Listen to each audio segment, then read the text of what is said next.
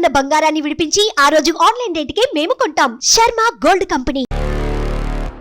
Welcome to అందమైన జీవితం. నమస్తే డాక్టర్ గారు. నమస్తే జయ గారు. నమస్తే అండి. డాక్టర్ గారు, ప్రోగ్రామ్కి రెగ్యులర్గా మెయిల్స్ వస్తూనే ఉన్నాయి. సో ఒక మెయిల్ని తీసుకున్నాను నేను. బ్రీఫ్గా మీకు చెప్తాను. వాళ్ళ ఫ్రెండ్ కూడా కాదు, ఒక అనుకోని విధంగా ఒక గుడిలో కలిసింది ఒక అమ్మాయి ఇంకొక అమ్మాయిని. మనకి మెయిల్ పెట్టిన అమ్మాయి ఎవరంటే బాధితురాల తరపున ఈ అమ్మాయి మెయిల్ పెట్టిందనమాట. మన ప్రోగ్రామ్ చూసి ఒకసారి మీతో మాట్లాడాలి అని. బాధితురాలు కాదు, వాళ్ళ జస్ట్ గుడిలో కలిసిందండి ఈ అమ్మాయిని. తను బ్రీఫ్గానే మెయిల్ పెట్టింది. అసలు చదువుతున్నంతసేపు నాకైతే ఇలా కూడా ఉన్నారా, ఏంటి అసలు ఎటు పోతున్నాం మనము. ఒకసారి మెయిల్ కూడా నేను చూశాను రాత్రి. రైట్ సార్, చెప్పండి. ఏమైందంటే ఒక రోజు నేను బాబా గుడికి వెళ్ళాను సార్ ఎప్పటిలాగా. తిరిగి వస్తుంటే ఒక అమ్మాయి అక్కడ కూర్చొని ఏడుస్తుంది. గుడిలో ఏడ్చే వాళ్ళు ఎవరైనా జెన్యున్ కాస్ట్ అని ఏడుస్తారనే ఉద్దేశంతో నేను వెళ్ళి ఆమెని ఓదార్చడానికి ప్రయత్నించాను మేడం. ఇంకా ఆమె మనసులో ఎంత వేదన ఉందో, ఏం బాధ ఉందో తెలియదు. నేను ఎవరో తెలియదు, నా ముఖం కూడా చూడలేదు, అసలు నన్ను చూడలేదు, నా ఆకారాన్ని చూడలేదు. నన్ను నీళ్ళు కళ్ళలో నిండిపోయినా ఆమె నన్ను పట్టుకొని వదిలిపెట్టకుండా ఏడుస్తూనే ఉంది. ఏ సంబంధం లేని నాకు కూడా అయ్యో ఏంటి పిచ్చి పిల్లల ఏడుస్తుందని ఒక నిమిషం నేను ఆమెను ఓదార్చే ప్రయత్నం కూడా చేయలేదు. ఏడవని అనుకొని ఎంతకీ ఏడవపోయేసరికి నేను కదిలిస్తే నాకు ఒక్కసారి మీ ఫోన్ కావాలని చాలా తపనతో ఫోన్ కోసం అంత తప్పించే వాళ్ళని చూడాలి. ఫోన్ కావాలంటే ఇంకా నేను వెంటనే ఇచ్చేసాను. ఫోన్ చేసుకుంది. వాళ్ళ నాన్నగారు అనేసరికి అమ్మాయి పోన్లే వాళ్ళ నాన్నతో మాట్లాడుతుందని నేను పక్కకు వచ్చి నిలబడ్డాను. నాన్నతో మాట్లాడుతుంది కదా అని. ఆ తర్వాత వాళ్ళ నాన్నగారు నాతో మాట్లాడుతా అనేసరికి ఆయన నన్ను చాలా ప్రాధాన్యంగా దీనంగా బ్రతిమాలుకున్నారు. అమ్మ మీరు ఎక్కడున్నారు ఒక్కసారి చెప్పండి, నాకు ఆ లొకేషన్ పంపండి చాలు అని. సరే నేను పంపాను మేడం. ఎక్కడున్నారు ఏంటి అని ఇద్దరు మీరు ఇక్కడే ఉంటారా అని కనుక్కొని వెళ్ళిపోయాను. కాసేపు ఆగి ఆమెను ఓదార్చే ప్రయత్నం చేసి ఇంటికి తీసుకెళ్దామన్నా ఆమె నిరాకరించింది. ఇక నేను వెళ్ళిపోయాను మా ఇంటికి. మళ్ళీ మరోసారి బాబా గుడికి అదే టైంకి వెళ్ళి చూశాను ఏమైనా కలుస్తుందేమో అని చెప్పి. ఓకే అండి. కలవలేదు. అది మాది చిన్న గ్రామము. ఆ చుట్టుపక్కల ఎవరు వచ్చినా మాకు అందరికి తెలుస్తుంది. నాకు తెలియలేదు, ఏంటో వింతగా ఉంది, ఏం సమస్య అనుకుని వదిలేసాను మేడం. కానీ కొన్ని రోజులకి ఆ అమ్మాయి ఏ ఫోన్ నుంచి అయితే చేసుకుందో దానికి తిరిగి నాకు ఆ నంబర్ నుంచి ఫోన్ వచ్చింది. ఫోన్ వచ్చేసరికి అసలు అన్ని పిడుగు లాంటి వార్తలు, నమ్మలేని నిజాలు. నేను నమ్మాలో లేదో అనుకుంటూ కొంతకాలం గడిపేశాను. ఆమె ఎవరితోనో బయటికి వెళ్ళింది.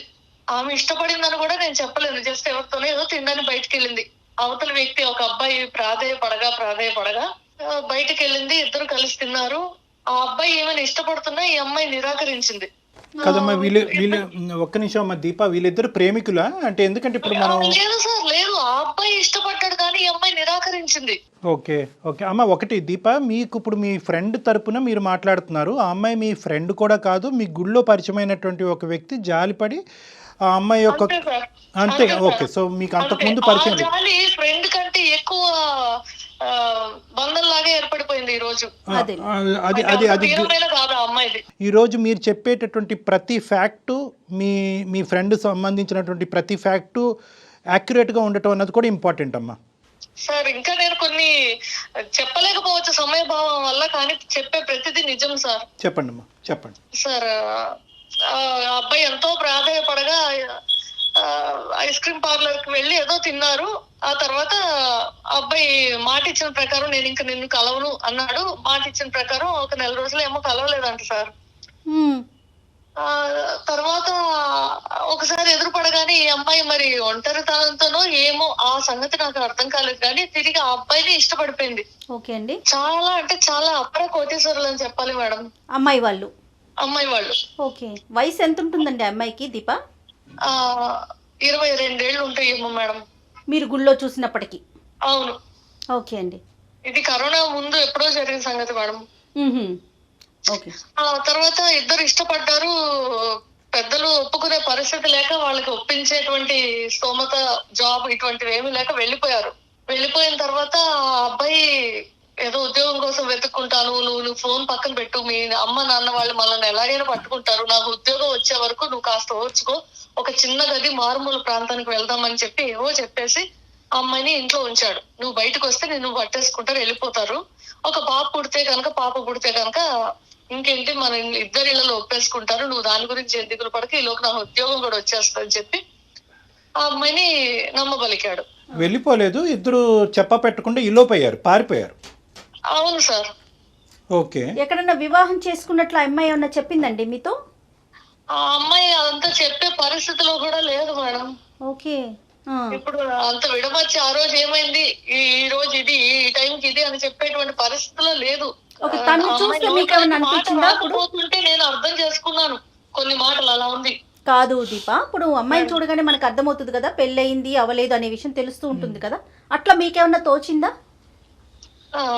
లేదు మేడం, పెళ్లి చేసుకోలేదనే అనిపించింది నాకు. రైట్. ఓకే, తర్వాత ఏం జరిగిందండి? తర్వాత నాకు చెప్తుంటే నేను నివ్వెరపోయాను. ఇటువంటి చదువుకున్న పిచ్చి మొహాలు కూడా ఉంటారా అని, కానీ ఉన్నారు అని అమ్మాయిని చూస్తే తెలిసింది మేడం. మీ అమ్మ నాన్న కనిపెడతారు కాబట్టి నువ్వు ఈ గదిలో ఉండంటే ఆ అబ్బాయి మీద ప్రేమతో ఉండిపోయింది. తర్వాత నా జీవితం ఏంటి, వాళ్ళు కనిపెట్టకపోయినా నేను చదువుకున్న చదువుకు అర్థం ఏంటి, నేను వెలుగు చూస్తున్నానా, ఎండను చూస్తున్నానా, లోకాన్ని చూస్తున్నానా, ఎక్కడున్నానో అని తెలుసుకోకుండా అమ్మాయి ఉండిపోయిందంట. ఈ అమ్మాయి, ఒక్క నిమిషం దీప, ఈ అమ్మాయి చదువు బ్యాక్గ్రౌండ్ ఏంటమ్మా? చూస్తుంటే ఎలా అనిపిస్తా ఉంటది? ఈ అమ్మాయి అమ్మాయి సార్, చదువుకున్న అమ్మాయి. ఓకే, చదువుకున్న అమ్మాయి నెంబర్ 1. నెంబర్ 2 ఏంటంటే లోకజ్ఞానం ఉందమ్మా ఈ అమ్మాయికి? అంటే కొద్దిగా చాలా తెలివైన అమ్మాయి, లోకజ్ఞానం ఉంది. ఎప్పుడన్నా సోషల్ మీడియాలో యాక్టివ్ గా ఉండేది, టెక్నాలజీ కూడా పరిచయం ఉంది అమ్మాయి. ఓకే, ఇంకో క్వశ్చన్ అమ్మా, వాళ్ళ పేరెంట్స్ బాగా స్ట్రిక్ట్ అనో లేదంటే బంధించి ఇంట్లో పెట్టారనో, చిన్నప్పటి నుంచి స్వేచ్ఛ లేదనో కాబట్టి ఈ అబ్బాయి నచ్చి వెళ్ళిపోయినట్టుగానో అదేమన్నా చెప్పిందా ఈ అమ్మాయి? అటువంటిది ఏం లేదు సార్. ప్రేమ రాహిత్యం గాని, ఇంట్లో స్ట్రిక్ట్ గా ఉంటారని గాని, డబ్బులు లేక గాని, అసలు అమ్మాయికి ఏది కావాలంటే అది, అల్లారు ముద్దుగా పెరిగిన అమ్మాయి, గారాబం అంతా ఇంత కాదు. సో అమ్మాయికి నచ్చినవన్నీ వచ్చినాయి ఎక్సెప్ట్ ఈ అబ్బాయి తప్ప. అవును సార్. ఈ అబ్బాయి కూడా ఒప్పుకునే వాళ్ళేమో, అంత డబ్బులు ఉన్నోళ్ళు కూతురు ఎందుకు కాదనుకుంటారు సార్. నిమిషాల్లో తీసుకుంది తను నిర్ణయం ఈ అబ్బాయితో వెళ్ళిపోవటానికి. అవును, ఆ అబ్బాయి అంతగా కన్విన్స్ చేసేసాడు. అదేలేండి. ఓకే, తర్వాత ఏం జరిగిందండి? తర్వాత మేడం అసలు అమ్మాయి చెప్తుంటే నేను కొంతకాలం నమ్మాలా వద్దని ఉండిపోయాను. ఏంటంటే ఆ అమ్మాయి బయటికి రాలేదు, ఆ అబ్బాయి బయటికి వెళ్ళి ఏం కావాలో అన్ని చూసుకొని, తనకు కావాల్సినంత వరకు డబ్బులు, తిండి, మందు అన్ని తెచ్చుకొని రూమ్ కి వచ్చి హ్యాపీగా బిందాసి ఎంజాయ్ చేసి, ఈ అమ్మాయి గురించి ఏం పట్టించుకోకుండా, తల్లిదండ్రులు మిస్ అయిన అమ్మాయి ఎంత బాధగా ఉంటుంది, ఆమె బాధల గురించి కూడా ఏం ఆలోచించకుండా కేవలం ఒక వస్తువులాగా ట్రీట్ చేసి, ఇంకా చెప్పలేనండి బాధలు ఆ అమ్మాయికి చూపించాడు. ఆ అమ్మాయి నన్ను కలుసుకునే టైంకి ఏం చెప్పాలి, 5వ నెల ప్రెగ్నెంట్ మేడం.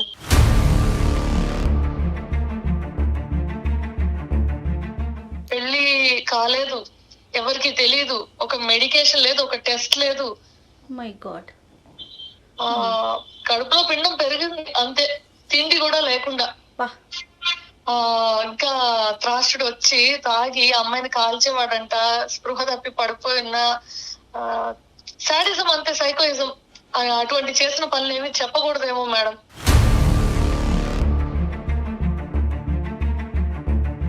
పీక్ లో మొత్తం చూపెట్టేశాడు. ఎలా అంటే ఆ అమ్మాయి సిగ్గుపడి ఒంటి మీద ఏమన్నా కనిపిస్తే ఏమో బయటికి రాకూడదు, ఓకే, పిచ్చిదని ముద్రేస్తారు, అలాగా బయటికి వచ్చేందుకు భయపడేంతగా చేస్తాడు ఆ అమ్మాయిని. నలుగురిలో మొహం చూపించలేరు కదా మేడం. అవును అవును. మొహం మీద కాల్చినా, కొట్టినా, దెబ్బలు ఉన్నా, ఏమైనా ఎవరైనా అడిగితే ఏమో సమాధానం చెప్తారు. కాబట్టి ఎవరికి మొహం తనే చూపించుకోలేని విధంగా తనని తయారు చేసేసాడు. Okay. Contact with our parents అమ్మ, అమ్మాయి ఎటువంటి ప్రయత్నం చేయలేదా వాళ్ళ పేరెంట్స్ తో? అంటే ఇంత లిటరలీ ఇది కిడ్నాప్ కిందే వస్తుంది, అంత ఇష్టమై వెళ్ళినా కూడా. అవును సార్, ఆ రోజు 5వ నెల బయటికి తెలిసింది, అంటే బయటికి తెలిసేంత కడుపు వచ్చింది. డాక్టర్ దగ్గరికి వెళ్ళలేదు కాబట్టి బయటికి తెలిసేంత కడుపు వచ్చి, తనకు అన్ని సూచనలు తెలిసాక నేను ప్రెగ్నెంట్ అని అబ్బాయికి చెప్పి, బాబా దీవెనైనా తీసుకుందాము, గుడికొద్దాము అని చెప్పి వచ్చిందంట. కాదు, ఇంత టార్చర్ పెట్టేటటువంటి ప్రయత్నం చేసినప్పుడు అంటే బేసికలీ ఇక్కడ ఏంటంటే ఇనీషియల్గా ఆ అమ్మాయి ఇష్టపడి వచ్చింది కాబట్టి అది కిడ్నాప్ కింద రాదు, అది ఇష్టపూర్వకంగానే వచ్చిందని అనుకోవటానికి లేదు. ఎప్పుడైతే కనుక ఈ అమ్మాయి టార్చర్ అనేటటువంటిది ఫేస్ చేస్తుందో, బయటపడేటటువంటి ప్రయత్నాన్ని కూడా అతన్ని ఆపుతున్నాడో, ఆటోమేటిక్గా అది కిడ్నాప్ కింద వస్తుంది. ఎందుకు ఈ అమ్మాయి వాళ్ళ పేరెంట్స్తో కాంటాక్ట్ చేయలేదు, ఎందుకు ఈ 5 నెలలు బట్టి ఇంట్లోంచి బయటకు రాలేదు, వీటన్నిటికి ఏమంటుందమ్మా అమ్మాయి? సార్ మాది ఒక కుగ్రామం. నైట్ అయితే ఎవరైనా వస్తే కూడా తెలిసిపోయేంత పక్క పక్కన ఉంటాయి ఇల్లు. ఓకే అంత కాలం బట్టి ఆ అమ్మాయి మా వెనక సందులో ఇంట్లో ఉంటుందంటే ఎవరికి తెలియదంటే అసలు ఒక పెయింటింగ్ ఇంట్లో ఉంటే ఎవరికి తెలుస్తుంది మేడం? అది ఒక వస్తువు ఇంట్లో ఉంటే ఎవరికి తెలుస్తుంది? ఒక మనిషి వస్తున్నాడు పోతున్నాడు అంటే తెలుస్తుంది. కానీ ఓకే, ఇప్పుడు తర్వాత ఏం జరిగింది దీప గారు? ఆ తర్వాత అంటే ఫోన్లన్నీ లాగేసుకున్నాడా? ఫోన్లన్నీ లాగేసుకున్నాడు. లాగించుకున్నాడు. అసలు అమ్మాయి దగ్గర ఏమీ లేదు మేడం. ఆడవాళ్ళకి కావాల్సిన మినిమం నెలకి ఏం అవసరం ఉంటాయి అవి కూడా లేదంటే చూడండి. కాదు డాక్టర్ గారు, ఇష్టానికి సైకోయిజంకి తనకి తేడా తెలియలేదంటారా అమ్మాయికి? అంటే ఈ అమ్మాయి నేను ఇష్టపడుతున్నాననే మాట కన్సిస్టెంట్ గా చెప్తుందమ్మా ఈ అమ్మాయి? అవును అంటే సార్, ఇష్టపడింది. ఆ అబ్బాయి చెప్పిన ప్రతిదీ నమ్మింది. ఓహో నాకు ఇప్పుడు బాగా పుట్టేస్తే మా అమ్మ వాళ్ళ ఇంటికి వెళ్తే నమ్మేస్తారు, ఒప్పేసుకుంటారు, మా వివాహాన్ని మా బంధాన్ని అంగీకరిస్తారు అనేటువంటి అబ్బాయి ఏదైతే చెప్పాడో అది నమ్మేసింది. వాడి తరపున మీరు ఒక ప్రశ్న అడుగుంటే ఇందాక జయ గారు, వాడికి ఇష్టపడుతున్నాడు అంటే కనుక ఇక్కడ ఇష్టం ప్రేమ అనేటటువంటి మాటలకు మీనింగ్లెస్ లేదు. కేవలం వాడి ఉద్దేశం ఏంటంటే ప్రేమ లూప్లోకి దించి అంతే. ఈ అమ్మాయిని ఏదో చేసి కిడ్నాప్ చేసుకుని తీసుకెళ్లి బలవంతంగా కడుపు చేస్తే కనుక సచ్చినట్టు ఎంత డబ్బున్న తల్లిదండ్రులన్నా కూడా దిగొస్తారు అనేటటువంటి ఆలోచనతో వేసినటువంటి పన్నాగం. ఎంతో అతను ఏమనుకున్నాడో అది చేసి చూపించాడు. అంతే పాపం ఆ అమ్మాయే కదా ఇబ్బంది పడతా ఉంది, మోసపోతుంది ఆ అమ్మాయి. కానీ ఈ అమ్మాయి మరి ఈ రోజులు ఇలా కూడా ఉన్నారా డాక్టర్? అయ్యో ఖచ్చితంగా. నేను అదే చెప్పాను, నాకు మెయిల్ చూసినప్పుడు నాకు అర్థం కాలేదు అసలు. తర్వాత ఏం జరిగింది దీపా? ఒక రోజు నేను ఫోన్ తీసుకున్నాను, తిరిగి నాకు ఫోన్ వచ్చింది కదా. అప్పుడు వాళ్ళ నాన్నగారికి నేను లొకేషన్ షేర్ చేశాను కదా. వాళ్ళ నాన్నగారు అర్ధరాత్రి పూట వచ్చారంట. వచ్చి కొంతమందిని తీసుకొని ఆ లొకేషన్ కి వచ్చి తలుపులు కొట్టి ఎక్కడ ఉన్నారు కనుక్కొని వాడిని చిత్తగొట్టారంట. మంచి పని చేశారు, సూపర్. చిత్తగొట్టి ఇంక చచ్చిపోతాడు అన్న టైంలో అర్ధరాత్రి కాబట్టి వీళ్ళ చేతికి చిక్కకుండా ఎటో దాక్కుని ఎటో పారిపోయాడంట మేడం. ఓకే, ఆ అమ్మాయిని ఇంటికి తీసుకెళ్లిపోయారంట. మరుసటి రోజు ఒక ఇల్లు ఖాళీగా ఉంది, అక్కడ ఎవరు లేరు. చూస్తేనేమో అంతా లోపల అసలు మనుషులు ఉండదగిన ఇల్లు కాదు అనే విధంగా ఉంది. ఒక బందికాన. అంతే, బందికాన కరెక్ట్. బందికాన ఇక్కడే ఉంది అని అందరికి ఊర్లో నిర్గాంతపోయారు. మీరు కలిసిన ఎన్ని రోజులకి ఇప్పుడు పేరెంట్స్ వచ్చి వెనక్కి తీసుకెళ్లారు? కలిసిన కొన్ని రోజులకే సార్. సో 5 నెలల ప్రెగ్నెంట్. ఓకేనా? 5 నెలలోనే వచ్చి తీసుకెళ్లారు. ఓకే, అక్కడి వరకు అమ్మాయి అనుకోవడానికి లేదు సార్. అసలు నిప్పుల్లో పడిన అమ్మాయి పెనం మీద నుంచి అయ్యో తీసుకొని వెళ్ళారు. అంతా సమస్యపోయి ఉంటుంది అనుకుని నేను ఆ నంబర్ సేవ్ చేసుకోలేదు, వదిలేశాను. ఓకే, మళ్ళీ నేను ఎప్పుడు కాంటాక్ట్ చేయడానికి ప్రయత్నించలేదు. తర్వాత నుంచి నా చదువు, నా ఉద్యోగం ఏంటో నేను నా పనిలో బిజీ అయిపోయాను మేడం. అయితే కొంతకాలానికి ఆ నంబర్ నుంచి నాకు తిరిగి ఫోన్ వచ్చింది. నువ్వు నాకు హెల్ప్ చేశాను అనుకుంటున్నావు కదా బాబా సాక్షిగా, ఇప్పుడు నేను ఒక మాట చెప్తాను, నువ్వు కాదనకూడదని ముందే బాబా మీద ఒట్టేయించుకుంది. సరే, కష్టంలో ఉన్న అమ్మాయికి మనం ఒట్టేస్తే ఏం పోతుందిలే అనే ఉద్దేశంతో అది దేవుడి సాక్షిగా ఉంటుంది. సరే నేను ఓకే అన్నాను. నీకేం కావాలన్నా నేను చేయడానికి సిద్ధంగా ఉన్నాను, ఓకే అని చెప్పి మాట ఇచ్చేసాను. మాట ఇచ్చాక అసలు కథ చెప్పడం మొదలు పెట్టింది. అక్కడ వాళ్ళ అన్నయ్య, చెల్లి, అమ్మ, వాళ్ళ నాన్న కోటీశ్వరులు అని చెప్పాను కదా మేడం, దేశాలు తిరుగుతుంటారంట. ఓకే, ఆయన ఎప్పుడైతే బయటికి వెళ్ళారో, ఆయన ఉన్నప్పుడు అంతసేపు నటించి ఇంకా బయటికి వెళ్ళాక కొట్టుడే మేడం. అయ్యో రామా. అంటే వాళ్ళ ఉద్దేశం ఏంటంటే ఈ బిడ్డని మేము పెంచలేము, తండ్రి ఎవరికో చెప్పలేము, కనీసం నువ్వు చచ్చిపో, నీ బిడ్డ చచ్చిపో. కన్న తల్లి చెల్లికి పెళ్లి కావాల్సిన చెల్లి ఉంది. నీ మూలాన్ని ఇప్పుడు నేనేం చేయాలి, నేనేం సమాధానం చెప్పాలి? నా కోడలు నా ముందు ఇప్పుడు నన్ను అడిగితే నిలదీసేదానికి నేనేం సమాధానం చెప్పాలి? వాళ్ళు సమాజం గురించి ఆలోచించారే గానీ బిడ్డ భవిష్యత్ ఏమైంది, జీవితం ఆల్రెడీ నాశనం అయిపోయింది అనేది వాళ్ళకి తట్టలేదు మేడం. ఆ తర్వాత నా దగ్గరికి పరిగెట్టుకుంటూ వచ్చేసింది అమ్మాయి. అమ్మాయికి నెలలు నిండిపోతున్నాయి. ఈ ఏం వైద్యం అందించాలన్నా మా దగ్గర డబ్బులు లేవు. ఈ లోపు లాక్డౌన్ వచ్చేసింది మేడం. స్కాన్స్, మెడిసిన్స్ ఇవన్నీ చేయడానికి మాకు చేత కాక, మా దగ్గర డబ్బులు లేక ఒక ఆయుర్వేదం డాక్టర్ దగ్గర తీసుకెళ్ళాం మేడం. ఇక్కడ మొదలైంది అసలు మాకు షాక్.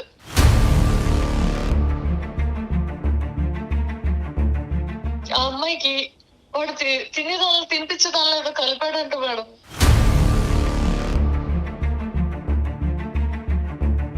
మూడు రోజులు వరుస పెట్టి తీసుకెళ్తే అమ్మాయి చేత ఏదో కక్కించారు మేడం. ఖాళీ కడుపున కక్కితే కడుపులోంచి ఎంత ఎంత ఎంత వచ్చేదంటే ఆ పిండం కక్కి పిండం ఏమైనా వచ్చేస్తుందేమో అన్నంత పట్టుకోలేకపోయాము అమ్మాయిని.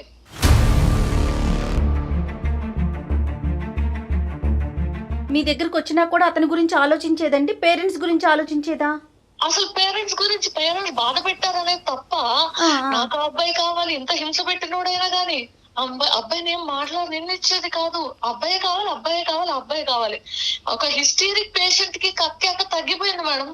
ఏమైనా గుర్తున్నాయమ్మా ఆవిడకి గతంలో జరిగినటువంటి సంఘటనలు అవన్నీ గుర్తున్నాయా ఈ కక్కిన తర్వాత? సార్ కానీ వెర్రి విపరీతం పిచ్చి వాడు కావాలనేటువంటి ఆ విపరీతమైనటువంటి తత్వం అయితే లేదు, ఆ విపరీతమైనటువంటిది లేదు. వయసుకి మించినటువంటి భారాన్ని నువ్వు మోస్తున్నావు కదా సార్. మా ఇంట్లో ఎన్ని మాటలు అంటుంటారో మీరు ఊహించగలరా సార్? అదే అంటే నువ్వు ఎందుకు ఇట్లా చేస్తున్నావు అంటే రేపు నువ్వు చేస్తే కూడా ఇటువంటి విధంగా మేము ఓకే అని చెప్తాం అనుకుంటున్నావు అని చెప్పేసి ఒకనొక సందర్భంలో అయితే సార్ నన్ను ఇంట్లోంచి కూడా బయటికి గెంటేశారు సార్.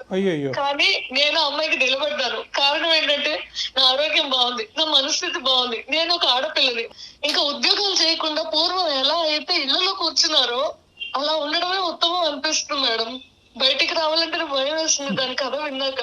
నేను మిమ్మల్ని కోరుకునేది ఒకటే, ఈ కార్యక్రమం ద్వారా అందరికి ఒక అవేర్నెస్ అనేది రావాలి. ఇష్టం లేకపోతే నిరాకరించే హక్కు మాకు లేదా సార్? ఖచ్చితంగా ఉంది దీప. వాడిని ఏం చేస్తే తిరిగి దీని జీవితం బాగుపడుతుంది సార్. అమ్మా దీప, ఇది చాలా దారుణమైనటువంటి పరిస్థితి, మాకే ఎంతో ఇదిగా ఉంది. అలాంటిది నువ్వు ప్రత్యక్షంగా ఇది చూసిన తర్వాత నువ్వు ఎలా ఫీల్ అవుతున్నావు అన్నది మాకు అర్థం అవుతుంది. దాని బిడ్డ నాకు చూసుకోలేదు, అది పడుకోలేదు, లేవలేదు. దానికి అర్థం కాదు సార్. బిడ్డ ఏడుస్తుంటే ఏం చేయాలని ఉన్నంతలో మేము మాకున్నవన్నీ అమ్ముకొని మాకు చేతనైంది మేము చేస్తూ 3 స్నేహితులు దానికోసం బయటకు వచ్చి పెద్దవాళ్ళకి తెలియకుండా ఒక రూమ్ తీసుకొని స్టడీకి వెళ్తున్నాం అని చెప్పి ఒకళ్ళ తర్వాత ఒకళ్ళు వచ్చి దానికి సపోర్ట్ చేస్తూ తిరిగి మేము ఇంటికి వెళ్తున్నాం సార్. గ్రేట్ అమ్మా. బిడ్డ వయసు ఎంత అమ్మా దీప? బిడ్డ వయసు 7 వస్తుంది సార్. మీరు కానీ మేము కానీ ప్రజలకి చూసేటటువంటి ప్రేక్షకులకి ఇచ్చే మెసేజ్ ఏంటంటే, ఒకటి నెంబర్ 1, ఇలాగా అనామికులు నమ్మొద్దు, ప్రేమ అనేటటువంటి మత్తులో మోసపోవద్దు, తల్లిదండ్రులని ధిక్కరించి ఇలా పారిపోయే ప్రయత్నం చేయొద్దు అనేది ఒకటి.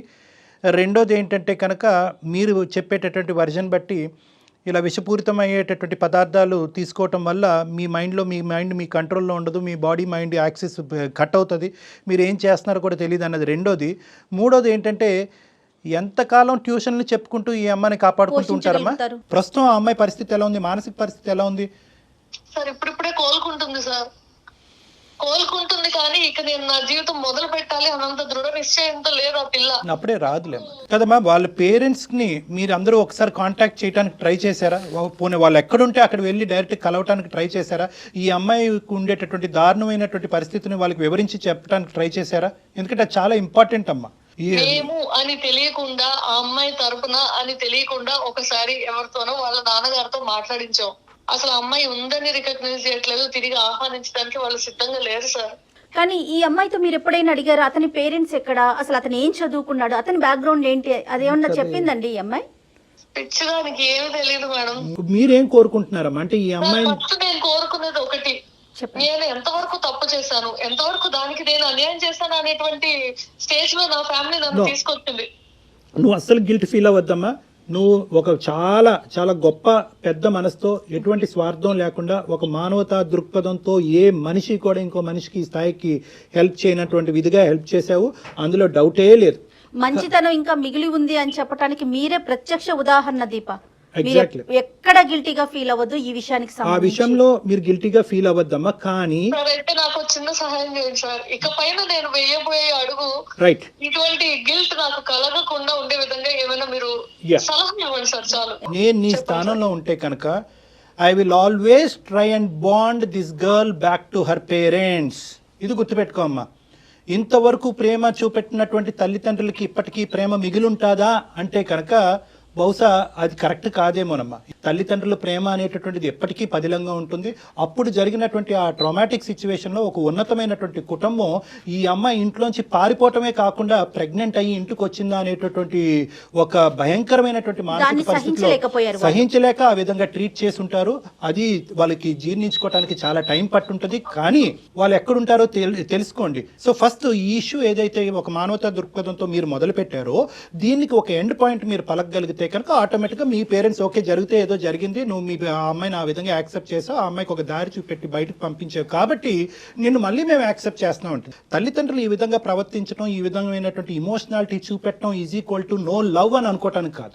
ఎస్, ప్రేమ చచ్చిపోయింది, తల్లిదండ్రులు బిడ్డలకి మధ్యన ప్రేమ చచ్చిపోయింది అనేటటువంటిది కాదమ్మా. ఇవన్నీ ఇమోషన్స్, భావోద్రేకాల మధ్యన జరిగేటటువంటి తాత్కాలికమైనటువంటి సంఘటనల కిందే మనం పరిగణించాం. ఎన్నిసార్లైనా, ఎన్ని రోజులైనా, ఎంత కష్టమైనా కూడా ఆ బాండ్ని, ఆ తల్లిదండ్రుల మధ్యన ఆ బిడ్డ యొక్క బాండింగ్ని ఎస్టాబ్లిష్ చేయవలసినటువంటి బాధ్యత మీ భుజం మీద ఉంది. వాళ్ళ ఇంట్లో ఈ అమ్మాయి అంటే అత్యద్భుతమైనటువంటి ప్రేమ, ఆప్యాయతలు ఉన్నాయి అనేటటువంటిది వీడితో పారిపోక ముందే ఆ అమ్మాయి ఎలా జీవించింది అనేటటువంటి మాటలోనే మనకు అర్థమవుతుంది.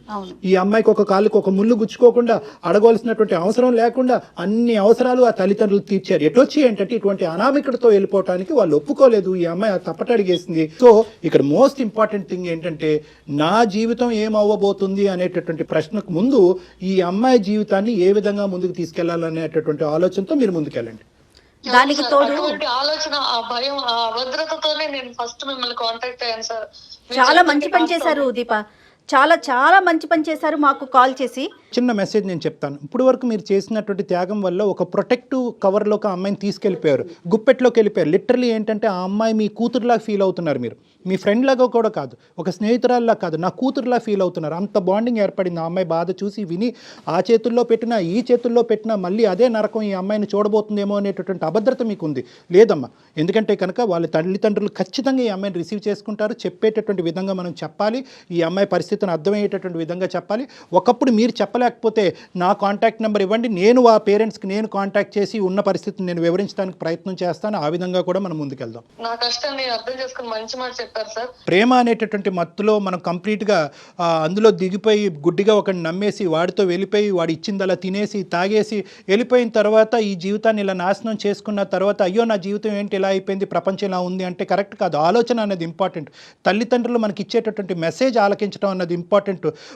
ఒక జడ్జిమెంట్, జీవితానికి సంబంధించినటువంటి ఒక కీలకమైనటువంటి జడ్జిమెంట్ తీసుకునే ముందు అరే నేను తప్పు చేస్తున్నానేమో, ఒకప్పుడు నా తల్లిదండ్రులు నా కళ్ళెదురుగుంటూ ఉంటే ఇది అంగీకరించరేమో, వాళ్ళు అంగీకరించకపోవటానికి ప్రధానమైనటువంటి కారణం ఏముంది అంటే ఆ ప్రేమలో కొన్ని సందర్భాల్లో మోసాన్ని కూడా చూసేటటువంటి ఆలోచన శైలి, ఆ విధమైనటువంటి చూపు ఉండటం ప్రతి ఆడపిల్లకి ప్రత్యేకంగా చాలా ఇంపార్టెంట్ అమ్మా.